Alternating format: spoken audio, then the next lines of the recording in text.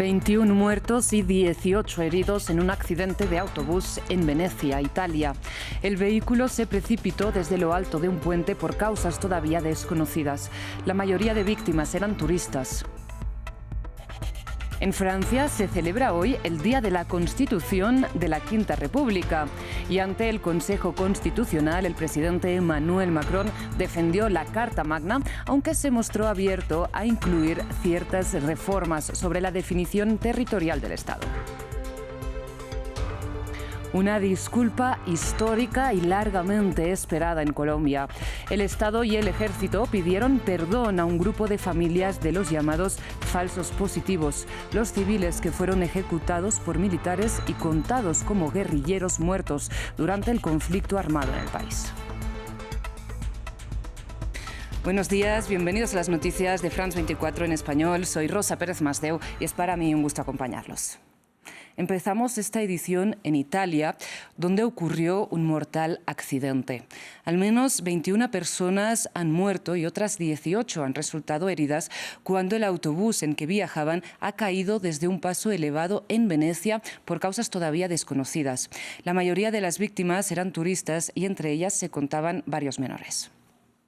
Los restos destrozados de un autobús turístico son levantados suavemente para permitir a los bomberos buscar supervivientes o cadáveres, previo a ser removido para continuar con la investigación. Los socorristas del suburbio veneciano de Mestre trabajaron durante toda la noche, después de que el autobús que transportaba a un grupo de turistas a un campamento fuera de la ciudad se estrellara contra una barandilla alrededor de las 7:45 de la noche y se precipitara desde un paso elevado. El impacto fue tremendo, cayó desde más de 10 metros, había 39 personas a bordo. Proporcionar ayuda fue muy difícil. El impacto provocó que las baterías eléctricas del autobús se incendiaran. De las casi 40 personas a bordo, al menos la mitad murieron. Entre los muertos hay ciudadanos franceses, alemanes y ucranianos, incluidos 2 niños. El alcalde de Venecia, al visitar el lugar, lo describió como apocalíptico. Mensajes de condolencias llegaron por parte de diferentes líderes europeos, incluidos el presidente francés Emmanuel Macron y la presidenta de la Comisión Europea, Ursula von der Leyen. El conductor italiano del autobús también murió. Los investigadores están revisando las imágenes de las cámaras de vigilancia de la zona para determinar las causas del siniestro. ¿Puede abrirse la Iglesia Católica al mundo moderno? El papel de las mujeres en la institución o el respeto de los derechos LGBT son algunas de las discusiones que protagonizan el Sínodo del Vaticano, una asamblea con el objetivo de encontrar el futuro de la institución marcada por una profunda división, con el Papa Francisco como representante del ala más progresista. Natalia Mendoza nos amplía desde Roma. Es el evento más esperado del año en el Vaticano, el Sínodo de Obispos, al que se ha dado inicio este miércoles. Se trata de una asamblea que muchos consideran podría ser el momento culminante del papado de Francisco, ya que podría crear los fundamentos de un cambio estructural en asuntos como el matrimonio de los sacerdotes y las uniones entre personas del mismo sexo. Por primera vez, el Papa invitó a un grupo de laicos, incluidas mujeres, a participar e incluso votar en esta reunión. Francisco quiere escuchar más voces diversas en estos temas que hace poco fueron tabú en la Iglesia Católica. En total, 365 personas participan a este sínodo, el 75% de ellas son obispos, 54 mujeres tendrán derecho al voto, una novedad absoluta en la Iglesia Católica. Los miembros de este sínodo tienen como objetivo debatir entre ellos para preparar y votar un documento que será presentado al Papa. El pontífice puede entonces decidir si reconocer el texto como un documento papal o redactar otro texto al final del sínodo, que en este caso concluirá definitivamente después de una segunda reunión el próximo año. En otras noticias, en Francia se celebra hoy el Día de la Constitución de la Quinta República, una Carta Magna, recordemos, enmarcada en tiempos de guerra de Argelia, que otorga amplios poderes al jefe del Estado y que está cada vez más cuestionada por varios movimientos sociales. En este contexto, el presidente Emmanuel Macron defendió la actual ley de leyes, aunque se mostró abierto a incluir ciertas reformas, por ejemplo, en la definición territorial del Estado. Nos amplía nuestra periodista en París, Natalia Ruiz. Emmanuel Macron comenzó su discurso ante el Consejo Constitucional alabando los pilares de la Constitución de 1958 sobre la cual reposa la Quinta República, que es el régimen actual aquí en Francia. Él dijo que este es un texto que va en contra de toda forma de opresión y también de descivilización. Ese fue el término que utilizó. Es un texto además que simboliza la reconciliación del pueblo francés y que por esto debe preservarse. A pesar de esto, no quiere decir que no pueda modificarse. De esta manera descarta esa idea que quiere promocionar tanto la izquierda, que es la de fundar una nueva república, una sexta república a través de una nueva constitución. Pero eso sí, el presidente pues indicó que habría que hacer revisiones constitucionales, empezando por el artículo 11, que tiene que ver con el referendo. Él quisiera ampliar este artículo y sobre todo modificar la simplificación del referendo de iniciativa compartida. Habló de dos temas muy importantes, Nueva Caledonia y Córcega. Para él, el futuro de Nueva Caledonia pasa por una revisión constitucional, mientras que en cuanto a Córcega, pues hay que tener en cuenta su particularidad insular, su particularidad también mediterránea, para poder otorgarle una cierta autonomía, aunque esto no quiere decir dividir la república. Y habló de dos temas bastante importantes que él quisiera inscribir en la Constitución. Primero, la protección del clima, y el segundo, el derecho al aborto. Él ya había hablado de este tema a comienzos de este año. La idea para él es la de poder acercar lo más posible los puntos de vista tanto de la Asamblea Nacional como del Senado para lograr convocarlos en Congreso en Versalles. Ese es el procedimiento que se sigue cuando se quiere hacer alguna modificación al texto de la Carta Magna. Pasamos a noticias de Turquía porque las autoridades entregaron más información sobre el atentado suicida del pasado domingo en Ankara. Según aseguró el ministro de Relaciones Exteriores, los dos atacantes recibieron entrenamiento en Siria y señaló que las fuerzas turcas responderán ante esta agresión. Agregó que las personas e infraestructuras ligadas al PKK, agrupación que reivindicó el atentado, ahora es objetivo legítimo de las fuerzas de seguridad. Y es que recordemos que ayer la fuerza pública turca detuvo a más de 100 personas a quienes acusó de estar vinculadas con esta organización.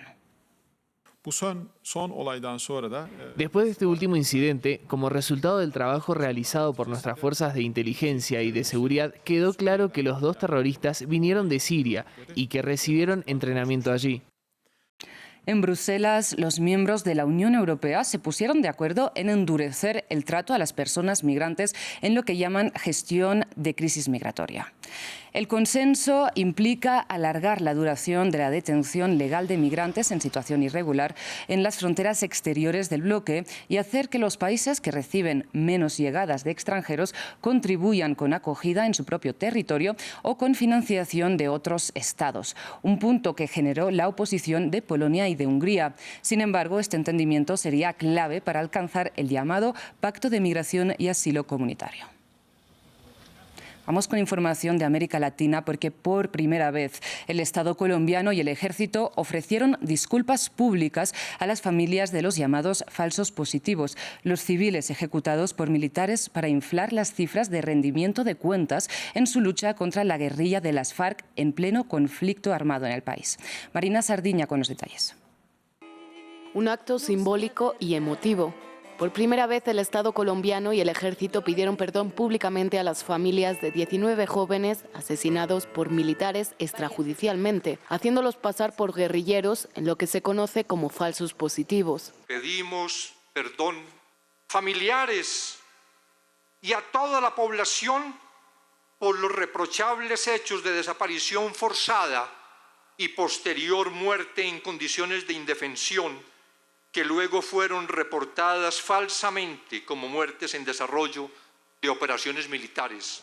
Con camisetas y pancartas con los rostros de las víctimas, los familiares, liderados por las incansables madres de Soacha, se derrumbaron al escuchar los nombres de sus hijos y la fecha de sus desapariciones. El primer caso conocido fue el 21 de junio de 2004, durante el gobierno del entonces presidente Álvaro Uribe y el exministro de Defensa Juan Manuel Santos. Casi 20 años después de que el Estado colombiano se los arrebatara, piden que se reconozcan sus desapariciones como crímenes de Estado. Para nosotros es muy doloroso, ya que estamos aún en un momento de total impunidad. Estoy esperando más de 16 años que se haga justicia y que haya verdad. y que ya no haya más repetición de estos casos. Con varias horas de retraso y ya entrada la noche, el presidente Gustavo Petro apareció en el acto. Yo me permito pedirles perdón, madres.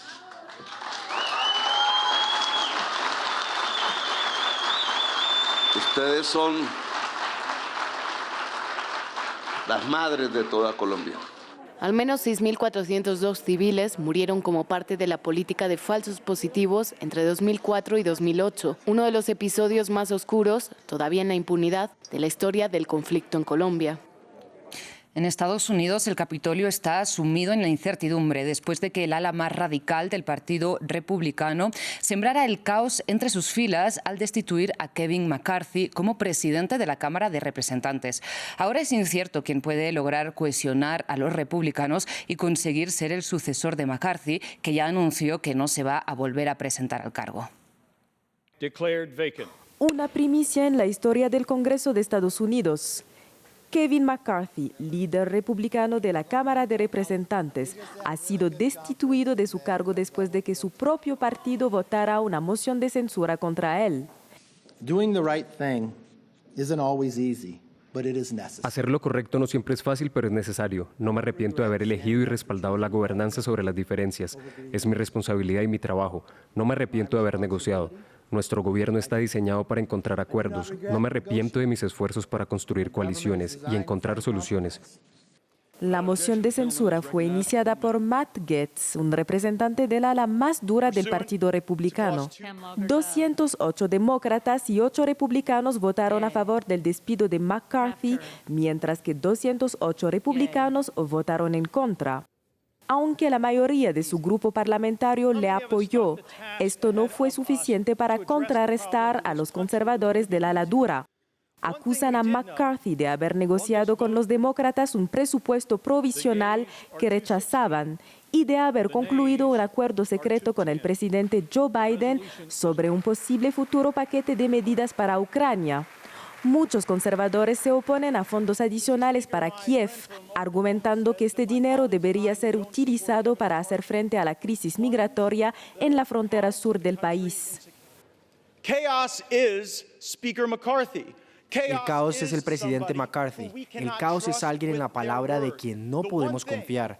La única cosa que la Casa Blanca, los demócratas de la Cámara y muchos de nosotros en el lado conservador de la bancada republicana tenemos en común es que en un momento u otro Kevin McCarthy nos dijo algo que no quería realmente decir y nunca tuvo la intención de cumplir. Esta destitución de McCarthy marca el inicio de un periodo turbulento para la Cámara Baja. Ahora habrá que elegir un sustituto para el líder republicano a pesar de las divisiones entre los conservadores. Y en Hollywood, los actores y actrices se dicen optimistas por primera vez desde que empezó su huelga hace más de 2 meses. Tras el anuncio de la reanudación de las conversaciones entre su sindicato y los grandes estudios de Hollywood, manifestaron su satisfacción frente a los estudios Disney en California. Podría ser la recta final de una huelga que comenzó hace más de 2 meses. Actrices y actores de Hollywood, representados por el Sindicato de Actores de Cine, han iniciado una nueva ronda de negociaciones con la Alianza de Productores que representa a los principales estudios cinematográficos estadounidenses. La semana pasada, los guionistas en huelga desde mayo fueron los que llegaron a un acuerdo. Un paso que da optimismo a los actores y actrices. Estoy muy contenta de que los guionistas hayan llegado a un acuerdo porque realmente creo que eso nos da un impulso positivo para avanzar con la alianza de productores en las negociaciones. Los guionistas han ganado en lo esencial, es decir, los salarios y los derechos de autor sobre las reproducciones de sus creaciones. Aunque las reivindicaciones de los actores y actrices son más o menos las mismas, hay algunas diferencias. Nuestras negociaciones pueden ser un poco más largas porque estamos hablando de la inteligencia artificial, de los derechos sobre nuestra voz, cuerpo, cara y todo lo demás. La huelga de este año es histórica. Juntos, actores, actrices y guionistas luchan contra el streaming. Las plataformas favorecen las series más cortas, con menos temporadas, menos episodios y no ajustan los salarios en función del éxito de la serie. Los trabajadores temen que se precaricen sus condiciones de vida y denuncian la creciente brecha entre lo que ganan y los astronómicos ingresos de las plataformas. También exigen la creación de normas en torno al uso de la inteligencia artificial que creen que podría poner en peligro sus empleos. Muchísimas gracias por su atención. Hasta aquí las noticias.